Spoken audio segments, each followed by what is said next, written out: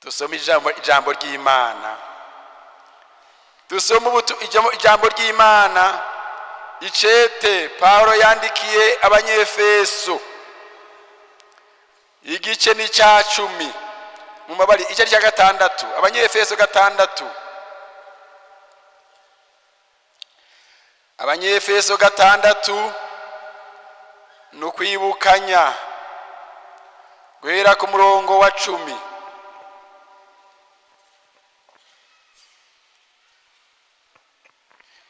Havuga ngo ibigwanishwa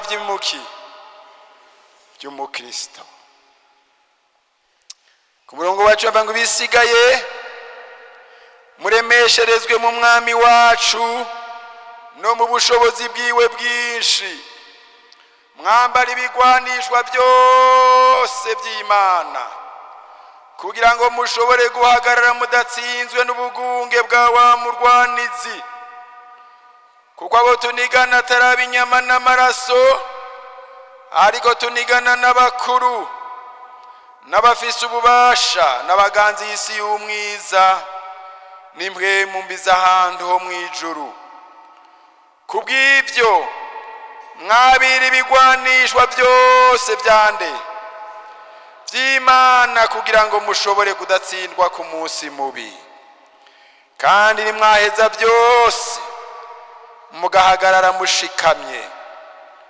Nuko rero mushikame mukenyeje ukuri, mwambaye ukugororoka nk'icyuma gikingira igikiriza, mwambaye inkweto z'ivy'ubutumwa bwiza bw'amahoro bibiteguza, kandi hamwe n'ibyo byose mwabira inkinzo y'ukwizera, niyo muzoshoboza kuzimisha imyambi ya wa mubi yose yaka umuriro. Mwabira inkofero y'agakiza, bo ni inkota ya mpwemu, niyo jambo ry'Imana. Musengere muri mpwemu ibihe byose mu buryo bwose bwo gusenga no kwinginga, kandi mubibere maso mukobeje rwose musengera abera bose. Amen. N'amajambo y'Imana yerekana ko turi mu ntambara. Mbiye mwese muranyumva neza? Abantu bumva neza bamanika amaboko. Abantu bariko barumva neza, murakoze cyane. Kuko ukwizera kuva kukumva, siko? Ariko abantu batumvise ijambo ry'Imana biragorana. Ibinyamajwi yaraho usanga nk'ubu ubangwe batumva, naba binyuma gasanga ariko barumva kandi ari banyegeye kubera ibyuma. None rero ijambo numva mu mutima twosangira nukumenya yuko twahamagariwe urugendo rw'igisota, urugendo rwo kugwana. Ntitugwanisha inkoho z'umubiri, ekaye sizo mpaye ndavuga, nabo babazifise bagomba bakaziheba. Mpaye mvuga ibigwanishwa by'impwemu. Ivy'inkoho by'umubiri n'inkota z'umubiri zokora bike. Jewe sinzi no kuyikora kinkwaho ngo norasa. Nivya amaesimeo vyaje narabirenganye, sinzi kurasana, ariko mu mpwemu twaravyigishijwe. Wigisha amaboko yanje kwira gute? Kurasa. Tukarasa intambara y'impwemu. Aha Paulo yarazi intambara, yari muri prison, yarapfunzwe. Ujya amakete Paulo yandika apfunzwe, ari mu ntambara z'impwemu, ahogwa Kristo atakindi kinazira, bamufata nk'inkozi y'ikibi. Ahogwa Yesu ari mu mbeho nyinshi, agasonzerayo.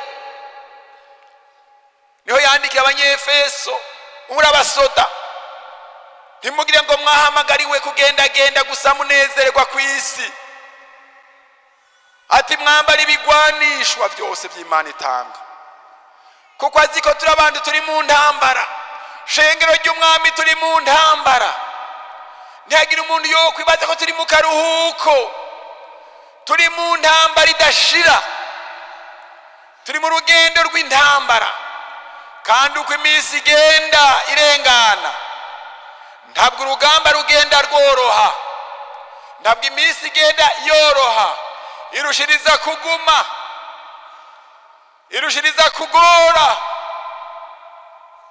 ariko Pawulo avuga ati ubwa mbere muremesherezwe mu mwami wacu no mu bushobozi bwiwe bumeze gute bwinshi intambara zirarutana rero umuntu akubwira ati genda mu ntambara ijambo rya mbere agutekereye nka komanda w'ingabo yamenyeye urugamba ariko aragutegura ati jya mu ntambara ati ijambo rya mbere nguhaye rimwe rya mbere kurema haleluya ijambo rya mbere kurema abatanguye neza ataguhenze ega umuntu akuremesha kandi imbere hari urugamba azi kugwayo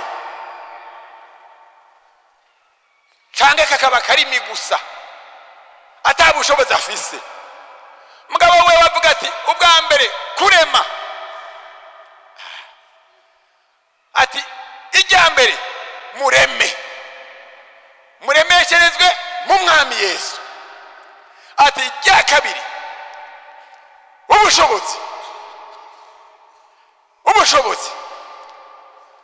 sindabaye kurema nka slogan nk'ijambo risanzwe oyaye ndabibahaye kandi hariho n'ikindi mfise ubushobozi muremeshereze mu mwami wacu no mu bushobozi bwiwe bwinshi tureme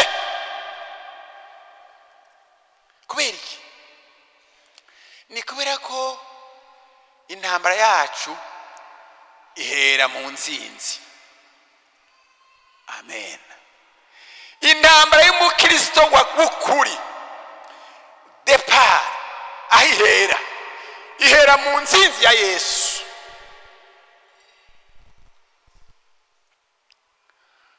Yesu yabanje kuyigwana amen arayinesha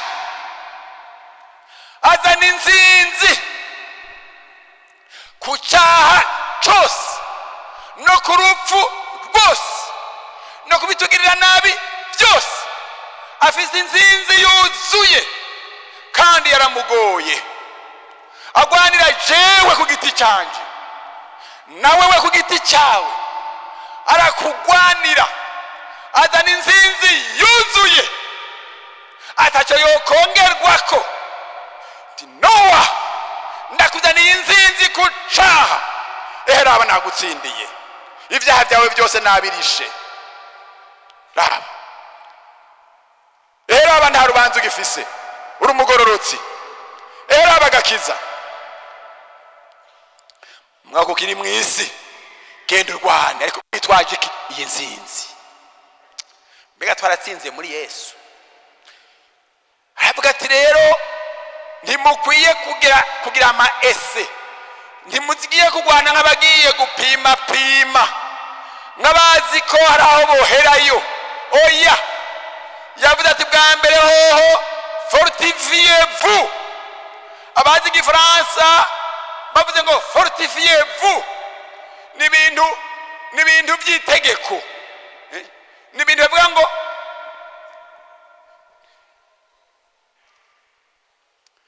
ni ibintu si ibintu hitamwo ngovuga ngo genda gusa navuze ngo ni wiyumvire ko wogenda avuga ngo genda nk'itegeko yavuze ngo muremeshwe ndavuze ngo mwokwiyumvira ko mworema ni nk'itegeko mbere y'uko ufata iyo ntambara rema itegeko. Ariko ntabwo itegeko mu kintu ciza kiraryoshe ntuze nukuri. Abana batarya haraho mu byaha utabiriye ndagukubita siko kubera nyine arubwana butarya kandi ngaziryoshe hafi agakubita ati ya umwana akabundi kitama. Yesu avuga ati rema, nawe ukabanza kubyiyumvira nawe yabihejeje rema. Haleluya. Nkwiye kurema kuko uwo nkurikira yarabirangije. Yesu nashimwe cyane.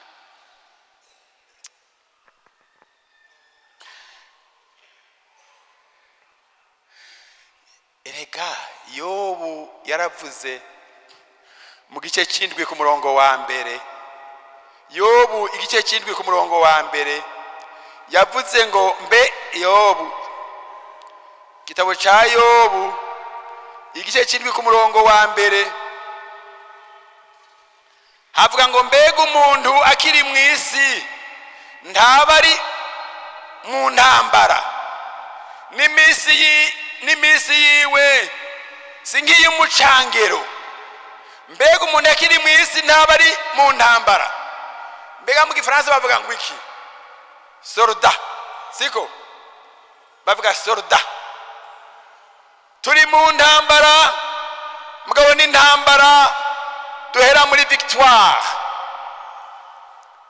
Intambara ihera muri victoire, intambara ihera mu kunesha. Twahamagariwe kunesha, ntitwahamagariwe kuneshwa. Twahamagariwe kunesha kubera ko waduhamagaye yatuneshereje. Kandi rero abo turwana n'umuntu afise ubugunge. Shetani afise ubugunge bwinshi, ntitwomukengera kuko n'umwansi mubi. Kandi sina wenyene ari kumwe n'abandi. Shetani n'umunyabugunge bukomeye kandi arafise n'abamufasha. Twasomye ko abo tunigana sumwe n'abantu benshi b'impwemu mbi bafise ububasha baganza isi y'umwiza n'impwemu mbi z'ahantu ho mu ijuru. Burya amaso yacu abona hafi cyane. Ibihaye biraba inyuma ya runo rukuta ntituzi ibyo ari byo. Ibiri ngaho inyuma yande ntabyo mbona. Ariko hariho ibitabonwa n'amaso y'umubiri byinshi biruta ibitubona kandi biriho. Nicyo gituma dukwiye kumenya tukizera ijambo ry'Imana yuko hari impwemu mbi zigwanya abantu b'Imana.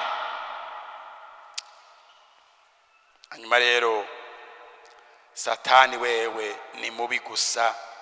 Ikintu batubwiye afise ubugunge ruse mu bigwanisho Satani akoresha. Icyambere afise cyitwa ubugunge. Ubugunge rero ni ruse, ni nk'umuntu abesha mu mayeri. Akoresha iby'inguvu iyo iby'ubugunge byabanje kwanga. Shetani abanza amayeri niyo yakoresheje mu gihe yaza kugwanya Eva. Ntiyagiye amubwira ati ahandi Shetani ati kandi ngahanzanye urupfu. Ivyo nabyo yavuze yaka. Ntiyagiye avuga ati hajewe nzanye amagogwa. Ntabyo yavuze. Arinamura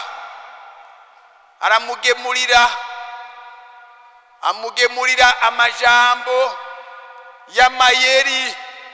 Amusanze mu itongo rya Edeni, Imana ihavuye, Imana yayaze na Adamu na Eva, yaba yagiye ingene bazobaho neza, ingene bazorya neza, irabereka ibintu batari bararimye, ibintu vyamye, ivyamwa bitengeteye vyiza igitangaza, bitari bwajemwo ivyaha, ivyamwa bitari bwagware, ibiti by'ubwoko bwinshi bitengeteye biryoshe.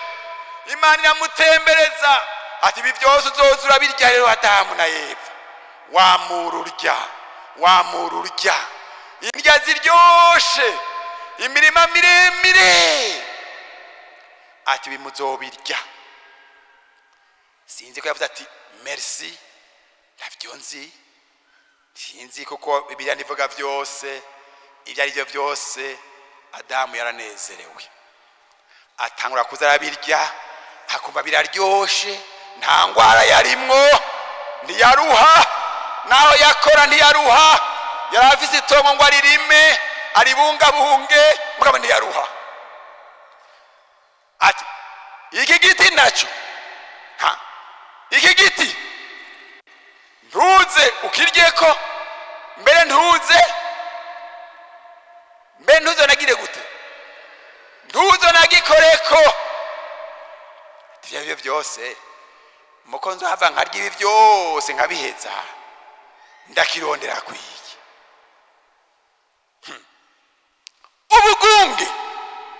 Ubugunge bwa Shetani burakubwira ko iki jambo ry'Imana rivuga atari cyo, ukumviriza yandi majambo avugwa n'abantu. Tuhace yemwe Itanguriro, cyakwijya Itanguriro kabiri, murabiba iby'Imana yavuze. Itanguriro kabiri ku murongo wa 16, muharabe havuga ngo Uhoraho Imana barira uwo muntu ati igiti cyose cyo muri iryo tongo ugire gute, ukirye ko ukugomba, ariko igiti kimenyesha iciza n'ikibi ntuze ukirye ko, kuko umunsi wakiriye kuzopfa nta kabuza. Uko niko kuri, siko yemwe? Uko niko kuri. Shetani nawe cyaramugemurira, siko? Satani cyarazadodora. Igice cya gatatu ku murongo wa 4, igice cya gatatu ku murongo wa 3,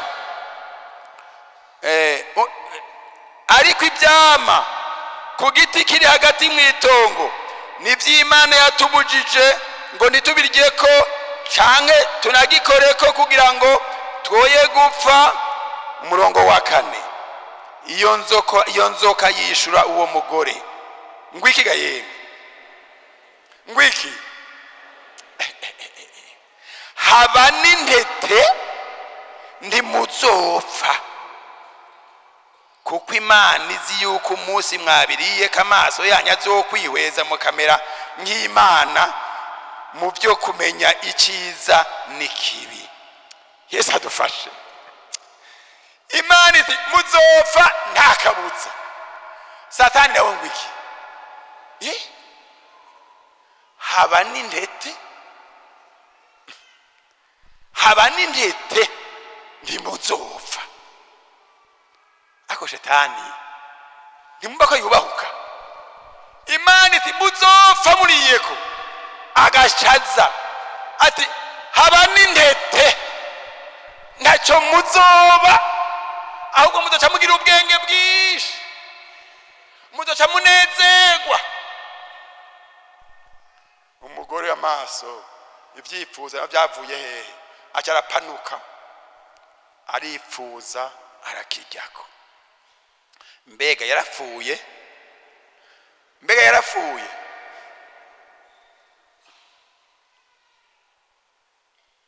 ubugunge bwa Shetani. Haraho Shetani akwereka ko ijambo ry'Imana atari vraiment vrai, si iryo kuri jana kwijana. Ati wogerageza uti wawe ndabarasha pima nibi navyo ugacanga, siko ntufate ingingo y'ukubona ko ijambo ry'Imana ryonyine ari ryo ry'ukuri. Nicyo gituma Bibiliya ivuga ngo ikigwanishwa cya mbere ni ikihe? Musomye ajya muri Bibiliya twasomye mwambara ibigwanishwa kuri 13 kubw'ibyo mwabira ibigwanishwa byose by'Imana kugira ngo mushobore kudatsindwa ku munsi mubi, kandi mwaheza byose mugahagarara mushikamye. Nuko rero mushikamye mukenyeje iki? Ukuri. Murabe neza ni ibigwanishwa byande byiki by'Imana. Bibiliya ivuga ibigwanishwa by'Imana, si gwawe. Iyo mvuze ngo mukenyeje ukuri, suko kuri kuwawe. Yego natwebwe twakeneye kuvuga ukuri. Iyo umuntu akijijwe akwiye kuvuga ukuri. Mugabo ukuri Imana ivuga suko kuwawe ugerageza. Oya, nukuri kw'Imana nikigwanishwa cy'Imana. Uko nako ni jambo ry'Imana. Iki jambo ry'Imana rivuga ukaryizera ko ariko kuri, kuko ijambo ry'Imana niko kuri. Ukuri ni ijambo ry'Imana, kandi ukuri ni Yesu. Ni jewe nzira n'ukuri n'ubugingo. Yesu wenyine niwe kuri. Ibindi byose naho bamwukuri nikuzuye, kandi naho bamwukuri hambavu yako hari ibinyoma. Mugabo muri Yesu n'ukuri gusa. Muri Yesu hari ukuri gusa. Ijambo ryiwe n'ukuri gusa. Icyo rivuga nicyo nizeye gusa. Nizeye Yesu wenyine, niwe avuga ukuri kudahinduka. Nahoza byinshi bigomba kuguhindura. Ukuri ni Yesu. Haleluya. Ukuri ni Yesu gusa, kandi uko kuri niko kuduha kwidegemvya. Bireba ngo muzomenye ukuri, kandi ukuri kuzobaha kugira gute? Kwidegemvya. Iyo wumva hari ibintu kiboshwemwo, hari akantu kukuri wowe utaramenya. Kubera iki? Kubera ko ijambo ry'Imana rivuga ngo muzomenye ukuri, kandi ukuri kuzobaha kwidegemvya. Uko n'ukuri kw'ijambo ry'Imana. Iyo ngomba kumenya ko nidegemvya ndabe ijambo ry'Imana rivuga, niko kuri. Abantu benshi baraboshwe kubera kutamenya. Abantu bagahona. Abantu banje bishwe no kutamenya. Amajambo nkayo twarayumvise kubwo kutamenya ukuri. Abantu barahona bagaherengetera kuko badasoma ijambo ngo baryumve, ngo barihishurirwe, ngo baryumireko mu bihe by'amageragezwa, mu bihe by'intambara. Bakumva ko rya jambo ry'Imana ritagikwiye, umenga ntirikikwije, ukamenga umuntu yogereka kutundi. Ikindi kizotuma tubaho n'ukwizera ijambo ry'Imana ko ariko kuri ryonyene, n'umugororotsi wazobeshwaho n'ukwizera iryo jambo ry'Imana. Amen. Yesu n'ushimwe. Mbega Imana ihabwe icubahiro. Ego. Aya majambo atari muhema yayishuye ntacyo wotahana. Atari muhema gutabaye ntacyo wotahana.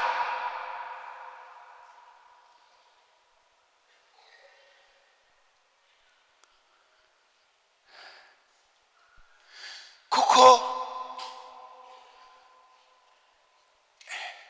umunsi umwe naje nagiye mu mageragezwa, ndiyumvira ayo mageragezwa, ndibaza ni Mana, wewe wambaye ijambo rimpumuriza. Nari mu mageragezwa menshi. Mbega abantu b'Imana barageragezwa. Ego mbe. Kera tukira abana njyatweze ko abapastori batageragezwa, kandi nivye ko bavyiyumvira ko kundu siko, kuko babona muri mu ijambo ry'Imana gusa munezerewe, bati nta mageragezwa mufise. Mbega mbega abantu b'Imana aho batageragezwa Yesu mbega yarageragejwe Yesu yarageragejwe none hariho umuntu atageragezwa twese turageragezwa twese turageragezwa twese uwovuga ngo arahanda atakigeragezwa n'uwatashe mu ijuru gusa hanyuma rero nanje naragiye mageragezwa ndasenga Imana umbe kunesha ibi bintu uyu munsi ndavyibuka nza Imana ikiramba ijambo nca numva mwese nobahonyora ko nzinze kabisa impaye ijambo gusa iri ndi mu rusengero nk'uko umuntu yanzaniye agapapuro gatoya aramba amajambo nsoma kandi Imana igomba gukora ikoresha ubishaka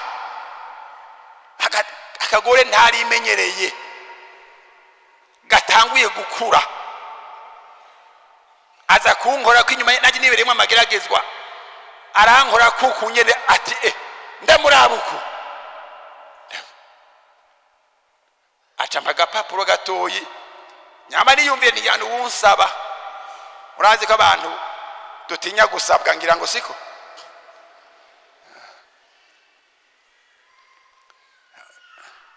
abantu bafise ibintu bamba bikanga umwanya wose barabitwara barabinyiba siko ndagasomye havuga ngo Yesaya 41 wera ku murongo w'8 kugeza kuri 11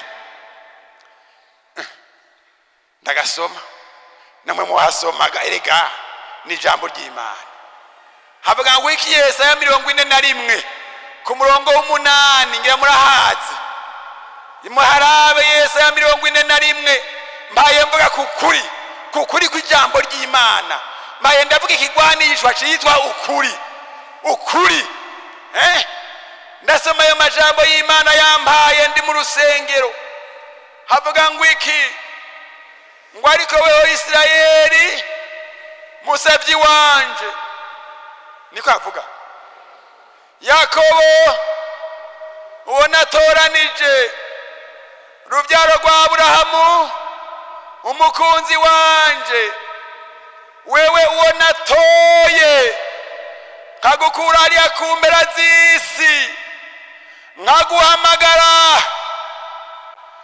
nguve ku mfuruka zayo nkakubwira nturi umusavyi wanje naragutoranije ati ntutinye nagutoranije sinagize gute sinagutaye ntutinye kuko ndi kumwe nawe ntukihebure kuko ndi Imana yawe nzogukomeza nzogutabara mbere nako siko mbere haleluya mbere nirira ryongeye ko siko mbere ayo ni yarahagije none siko nayo yonyene yaza yampagije siko ariko mbere nayo mbere ariyo ninjye mbere nzokuramira niki nukuboko kwiburyo kugororoka kwanje haleluya abakurakiye bangahe bose bazotetegwa bamaramare abagutonganya bazocika ubusa bagire gute baranduke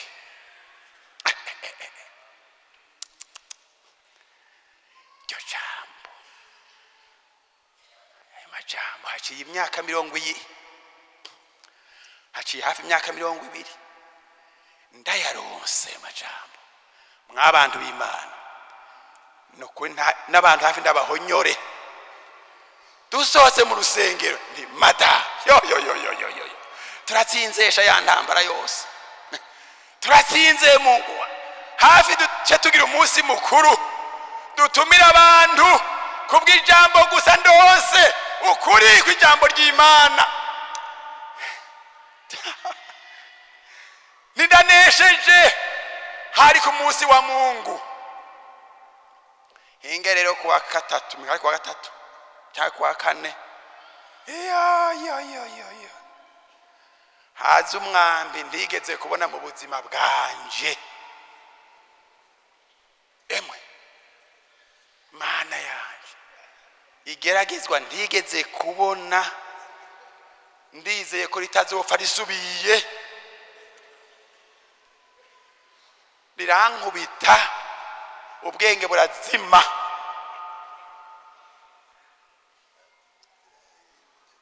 ndavuga ariko ibi ni biki ndaha njonjogoye njisi intege ni mata mbega urazi byambayeho ibintu bibi biransenyukirako ngwa musi ndavuga ndi mana wewe ukambesha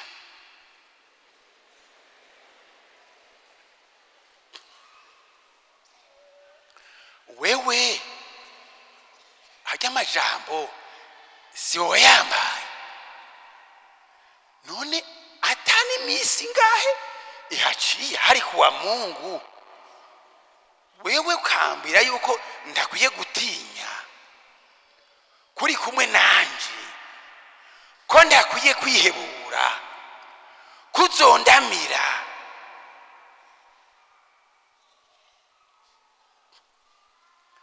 ko nabandakiye bose atanumwe atazoba ariko aratetegwa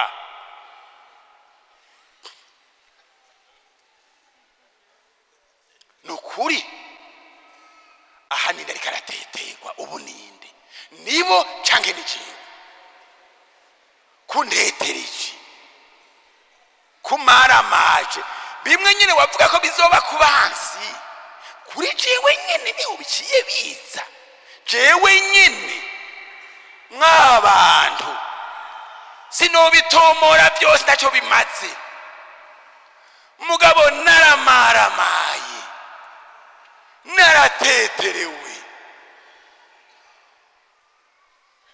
naracitse intege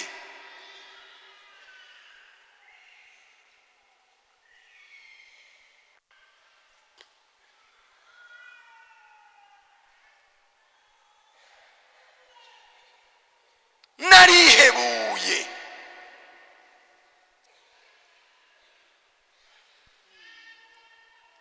ni aya majambo vuze yose birakuronka agaciro gute aracyamariye iki wafu muyafuta urabona ka gapapuro bampaye amajya muntu yambaye kajya kajambo cyajya amajambo yambaye ubwo yavuze ivyo kandi ari cyane ngaha nanyaga papuro ndacyagafise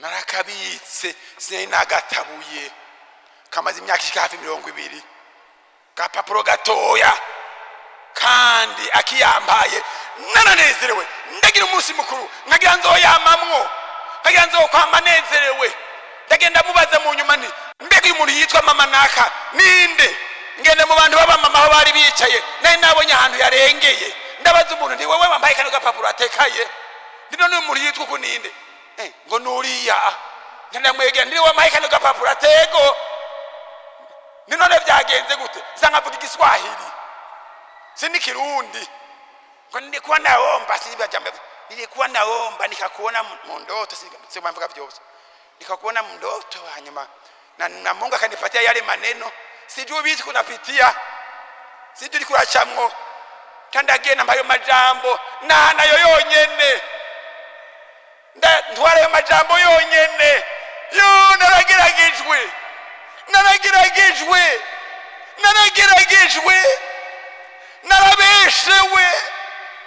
narabeshewe induru ziravuga amakuru aragenda tinowe byamushitseko nibi bari bambesheye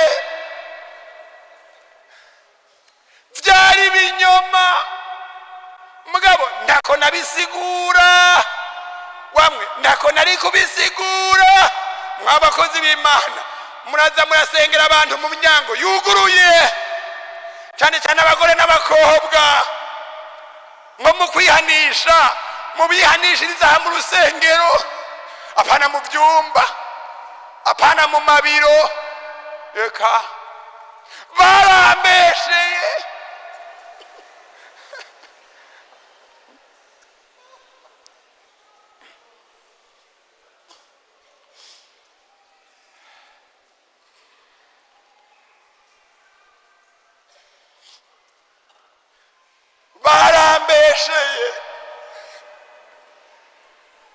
ariko nta siguro nagira niyi eba igisuma nigifashe siko none nk'umuntu yokoma induru uri kuramwihanisha ati wewe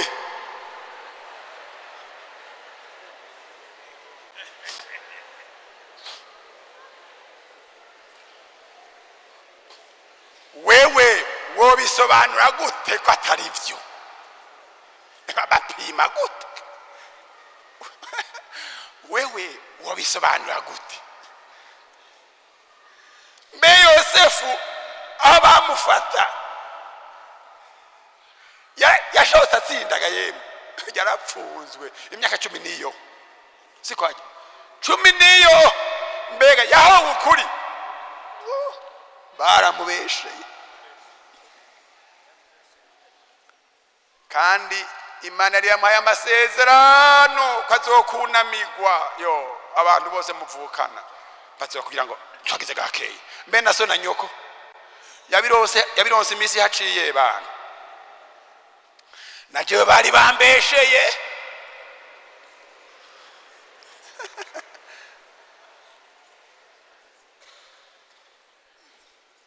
ndafata agasakoshi ibintu byaragumye ndatashe ndabihebye byose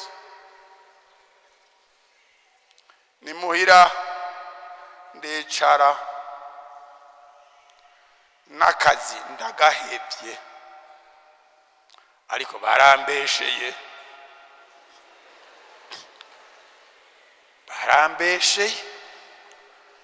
kandi Imana ijambo wampaye naho ritabaye ryo ndaryemeye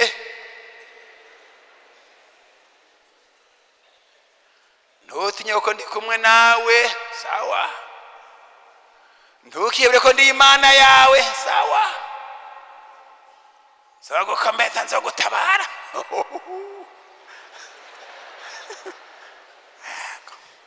mbere nzokuramira nuko kujya kugoroka kwanje abakurakiye bose bazotetegwa batetegwa ari jewe nteterewe ukantetereza ngurampaye amajambo ari jewe nteterewe ndatetegwa ndamarama mbega Imana irabesha mbega cyo basoda ba Yesu mbega turi mu ntambara egome ukuri niki ni jambo ry'Imana mwami Imana ijambo ryawe niko kuri mwabantu b'Imana mu nyuma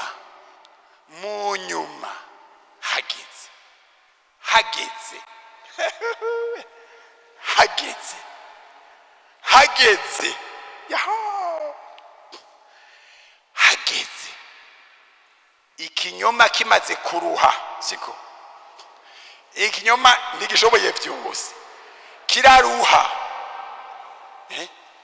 ikinyoma ni kinyoma kiraruha kandi kinyoma kirazi guhunga kikanyegera iyo cyumvise kukuri kuje turatewe kandi kinyoma kiranyaruka yewe gaye ngo kigera hariya muri sinzi cogera muri ya Canada hariya mba ukuri nako ngo kujya kurambara ikirato gushira ko tugozi siko ntabwo ariko ga wakuri ndubona ngena ngowe wakuri dabi kinyoma kigeze dabi kinyoma yo kigeze wakuri wowe uzoza ryari ndaje buke siko ndaje raba ndagowe ndaje umwaka umwe ndaje umwaka ugira kabiri ndaje umwaka ugira gatatu ndaje umwaka ugira kane ndaje umwaka ugira gatanu ndaje gatandatu ndaje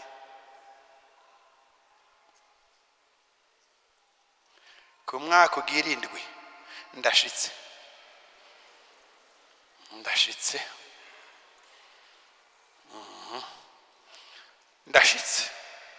kwaratevye n'ukuri kwaratevye imyaka indwi bamwe nayo bayagiye abandi ntavyo bamenye hari n'abiyagiye mu gutwi nsengera ndagotsesha ariko ukuri uko kuza yewe arikujya muntu Imana yamuhezagiye bagabo kya muntu Imana yamuhezagiye bagabo ariko Nowa Imana yamuhezagiye hebya bintu ariko Nowa igenda impembura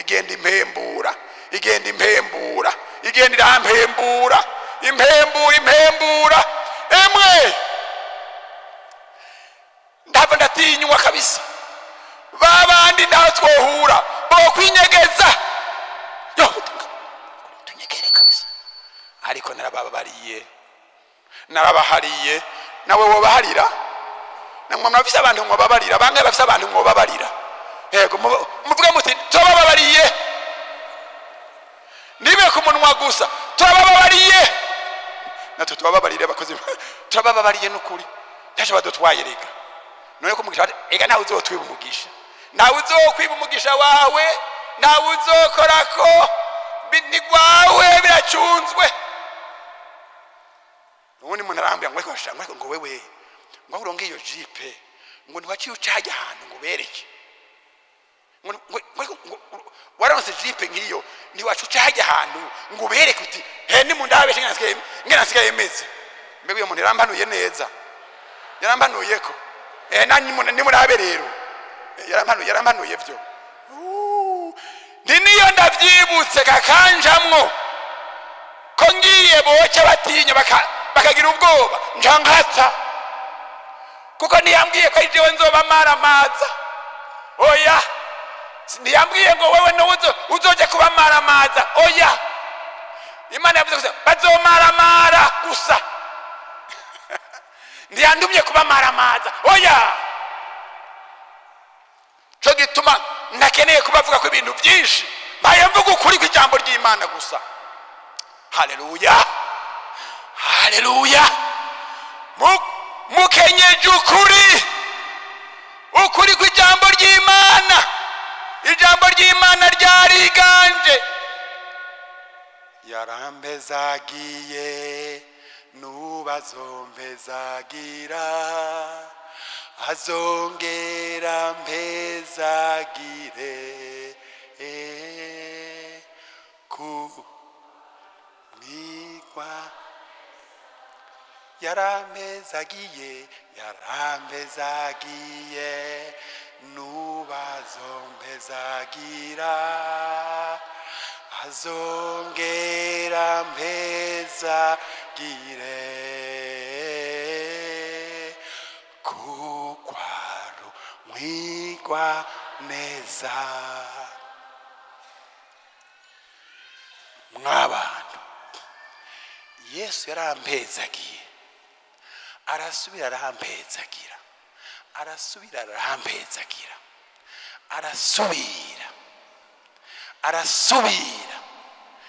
nukuri arasubira aranjumbusha arampandagura mu busozi ndacyari mwisi siko mbaye mvuga ibijanye na kwakuri kw'ijambo ry'Imana simbaye mvuga yuko ntafise amageragezwa mugabo kubijanye n'icyo kintu yarampezagiye mwabantu b'Imana Yesu arahezagira Yesu aramara agakengerwe Yesu yo kwambika atitayeho ku byiyumviro byanyu ataravye mwebwe ko mwoba mubishaka nuko mutabishaka wenyene akanyambika narahezagiwe. Haleluya. Ndo muntu yahezagiwe. Abantu arabambaza ngo no namahoro, ndi namahoro menshi. Yarampezagiye. Yesu arahezagira. Aranshumbusha. Arambinjuro ninjuro kuri bya bindi. Abo bantu naho bombona bovuga ati turakunamiye. Ndeka kabisa ndukuname wunamire Yesu. Merewe neza kandi iyo bitaba bijya bintu mwankoreye simba ngeza handi. Eka vyaramfashije ibyo bintu. Niyo byatumye n'umunsi ngeze ngahandi. Mwanyumvise? Iyo bitaba ibyo bintu sinari gupfa ngeze ahandi. None batamfashije baramfashije nuko basunitse ku nguvu. Nuko babigize ku nguvu. Nuko babanje kumbeshera. Nuko gusa babanje kumbeshera, nuko babanje kumbabaza. Mugabo n'ivy'Imana yari ikeneye kandi batagira uko. Sinari kubiva kw'ivyo bintu, sinari kubiheba. Sinari kubirekura. Ibyo nari mfise. Sinari kurekura. Nabona ko ijya gaciro kaniniya. Yarampezagiye. Byari bitoya cyane. Nasanze byari bitoya. Ndangirize ngaha kuko ibigwanisho byose nitwo bivugana ukuri kw'ijambo ry'Imana niko konyene kuzogutunga. Ukwizera ijambo ry'Imana konyene kurahagije. Nturabe ibiza bigwanya iryo jambo. Twebwe tugendeshwa no kwizera, niturongorwa nibiboneka. Turongorwa nande? No kwizera siko yemwe. Hari ibyiza inyuma y'ivyo ubona. Ukwizera nukumenya neza ivyizigirwa udakekenya ngo ntibizoba kandi bitaboneka. Niko kutumenyesha ko ari ivy'ukuri siko gayemwe. Ukwizera une démonstration des choses qu'on ne voit pas. Abizi biharuro kudemondra ibintu bitaboneka kiroroshe. Aka mugabo la foi ukwizera kura demondra neza ko bijya bitaboneka ari byo by'ukuri kandi yuko ibi biboneka nabyo ari byo binyoma. Byago ivyo bintu ibiza bingwanya siko kuri. Ibiza biteye ubwoba siko kuri. Inyuma hariyo kunesha ndakubona mu kwizera. Nzonesha intambara kuko Yesu yavuze ukuri. Ijambo ry'Imana niko kuri. Mugume mukuri kw'ijambo ry'Imana. Mwemere kwigishwa. Mwemere guhanurwa. Shengero ry'umwami gikiremba ryo ganje ndimwo. Twemere kwigishwa. Twemere guhanurwa. Twemere kwigishwa ijambo ry'Imana ry'ukuri. Abakozi Imana bongere basemerera ukuri. Mwe muyerakorane namwe. Mubwira abantu ukuri kw'ijambo ry'Imana natwe turyakire. Rizotuzigama, rizotubungabunga. Aya majambo y'Imana ndiyandabaye muri ico gihe gusa. N'uyu munsi ndacyayagendera. N'uyu munsi geze mu mageragezwa ndahinduka. Imana niguhembura ku munsi umwe ngucu usonza. Iri yararimbaye ni gwanje personnel. Iri ni gwanje, ni gwanje personnel. Yandikiwe jewe. Nimba nawe worifata sawa. Mugabo ubwa mbere yandikiwe jewe niko kuri. Niribesha. Nageze kugwara umugongo ngaha. Hanyuma munsi ndizera. Undi munsi bamba gushinga indahe hariya nyine mu kiriya gihugu. Ndababwira nti Imana yarangijije umugongo. Ariko rero ntimbaye ndibrosa. Ntinunamye uko ningaha ndababara. Abantu bati iyo ndahe ntiyari bwashe. Utagushinga indahe ko wakize. None uvuze ko wunamye. Ucubabara mu mugongo. Mbega iyo ndahe ntiyari bwagere. Iyo ndahe ntiyari bwashe.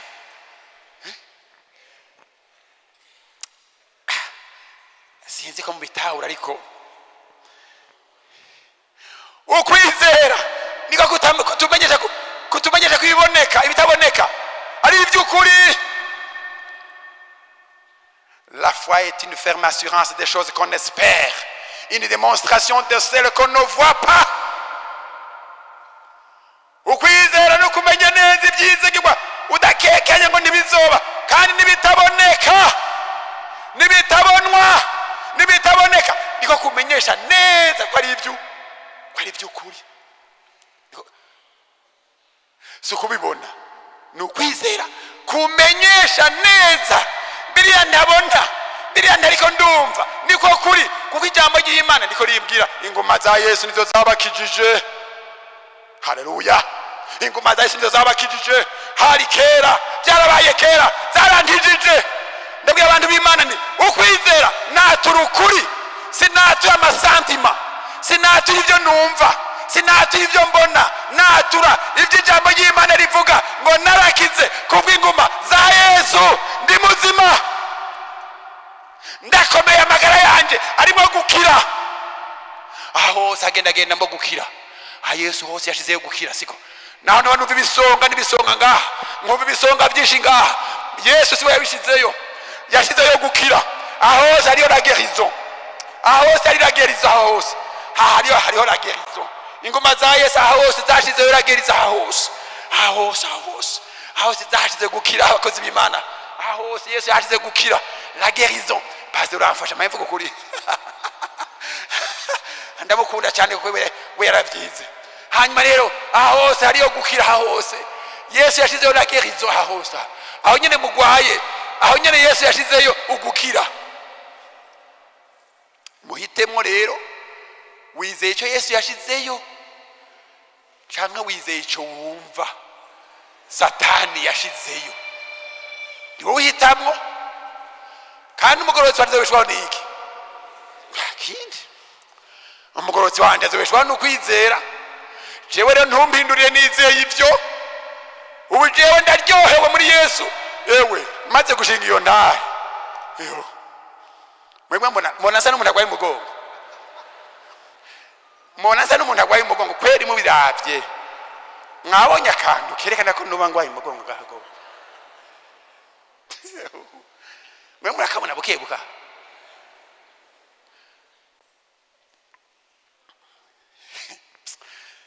kandi naho byogaruka mvuga nti ngo wirabire ngina Yesu yankijijisha nuze wirabire genda urabe icyo Yesu yashizeyo genda mwe muragwana mbega Dagoni na yasando kuyuhoraho muri kakumba abibuka ayo majambo Dagoni n'isanduku ryuhoraho hamwe byarara hamwe bikararana bati twayitsindiye ubwo bugabo buvuga ngo yafise uhoraho murarane Dagoni iyi sanduku yirareko urarura yivuga uti umaziki bati turatsinze baranyuma baratamba bukeye mu gatondo rero baje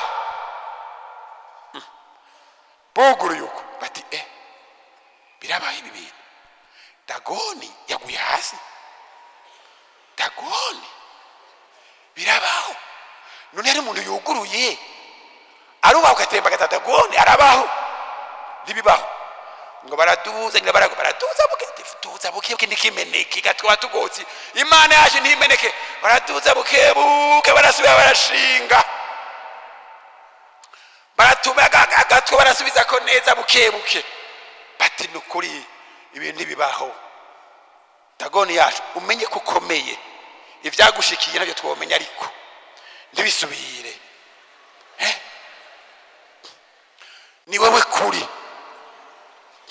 isanduku nayo yaribwe nta numwe ariko arayivugira ntawayivugira kwari kwituraga bayiciye kwa mate bayikenga n'amajambo menshi ngo bayifashesha ngo umunsi ugira kabiri mu gitondo buguruye bati ugurura buke siko basanze ibikonjo ibindi umutwe hariya umuryango bagize barugurura bakumvikira ko bitasha ko rutuguruka bimwe byaje birazibira ngaha bagize barugurura bikanga kuvako bati byagenze gute bati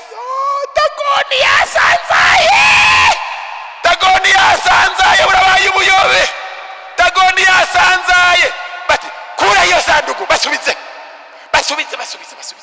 nsubiza Imana yanje haleluya nsubiza Yesu nsubiza ijambo ry'Imana Yesu yarangiriye neza. Ukuri ni Yesu, ukuri ni ijambo ry'Imana. Umaze kwatura ukwizera ucunesha. Ibikorwa biza mu nyuma, iboneka biza mu nyuma, bibanza kutaboneka. Ukwizera dufise si biboneka, si izo ndya. Nimuzimizwe n'ibinyoma, nimuzimizwe n'amarongo. Abantu b'Imana turi mu ntambara zikomeye, abantu bashonje bagaca bafite ibyo bariye, none ko bakenyese. Ariko iyo ni transition, ni inzira ducamo, nigeragezwa, ni imyaka ndwi yohaca, ariko Imana izotuzigama. Egome ukuri ndi kuzohinduka, hazoneshwa ibinyoma. Twigumire muri Yesu. Ibihuha ni byinshi, abantu bakeneye ko twogira icyubahiro cyinshi, ariko ndababwiza ukuri, jewe hari umuntu womba ikindi cyubahiro gisumba ikimfise. Ibaka nukuri ndafise aho nukuri murankunda, hari icyubahiro mwebwe mwoje hamwe nko mwoje hamwe mukambi icyubahiro kiruta icyo Yesu yampaye. Icyo Yesu yabahaye ari kina abantu bokongera bakaguha. Nukuri nabonye mere amadolari menshi, aha naho munyemera amahera menshi, mbega nzoyajya ryari? Yego no kuyaronka mu nda bikana nukurya. Mwe ntimurabona abantu bafise ibintu bariko baraganya, none nubu ntimuravyiga ngo mubimenye. Mwe ntimurabona ko abantu bafise amazu menshi atari bo bahiriwe. Mbega mwebwe mwazi ko bafise amahera menshi ku makonte ari bo bahiriwe. Yeka nukuri simvuze ngo ndabagaye, naje ndafise makeya erega.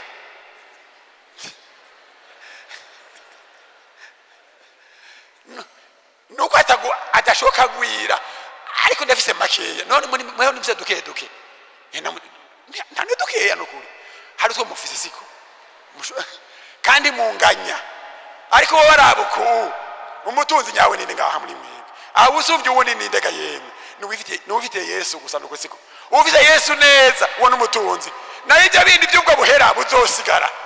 Impuzu mufise nizi nambaye, ibirata ni ibingene, nawe uzohwera n'ibyo gusa.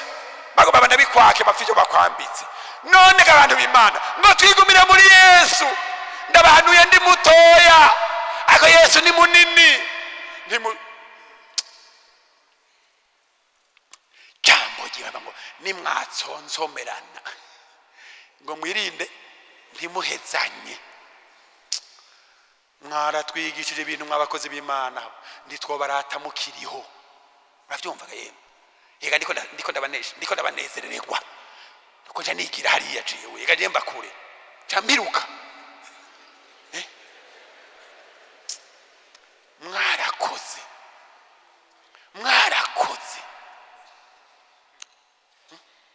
mwarakoze kubona mwatubwiye ijambo ry'Imana ry'ukuri,